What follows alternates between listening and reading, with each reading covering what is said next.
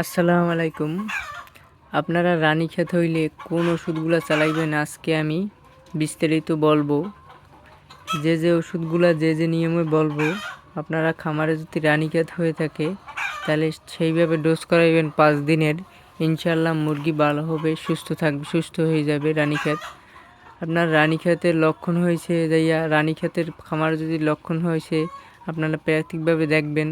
রানীক্ষেতের লক্ষণ কাশবে, মুরগি গড়গড়াইবে, পায়খানা পানি পানি করবে, সবুজ করবে।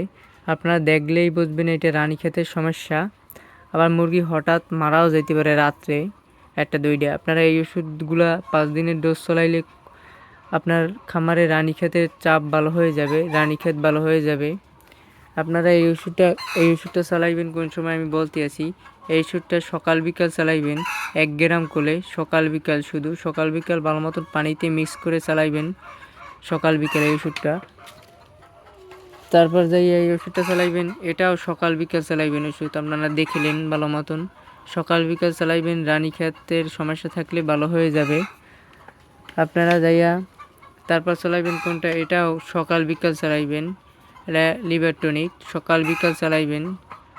আপনার পানিতে মিক্স করে ভালো মতন দেবেন সকাল বিকাল। যে ওষুধের নিয়ম যেভাবে বলবো সেভাবে আপনারা ব্যবহার করবেন। ইনশাআল্লাহ আপনার রানীক্ষেতের সমস্যা থাকলে ভালো হয়ে যাবে, গড়গড়ানি থাকলে ভালো হয়ে যাবে।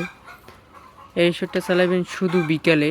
এই ওষুধটা আপনারা ভালো মতন দেখে নেবেন, শুধু বিকালে চালাইবেন। এইটা আপনার কফের জন্য ভালো। কফ থাকলে গলায় ভালো হয়ে যাবে মুরগির।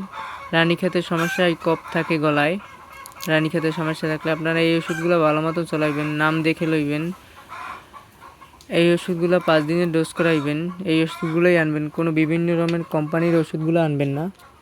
তারপর ওষুধটা চালাইবেন ডুয়াবিট। এই ওষুধটা চালাইবেন শুধু দুপুরে। 2 লিটার পানিতে 1 ml করে চালাইবেন। এই ওষুধটা শুধু দুপুরে দেবেন। আপনারা সুন্দরবন যদি এই ওষুধগুলো চালান তাহলে রানীক্ষেতের সমস্যা থাকলে ভালো হয়ে যাবে।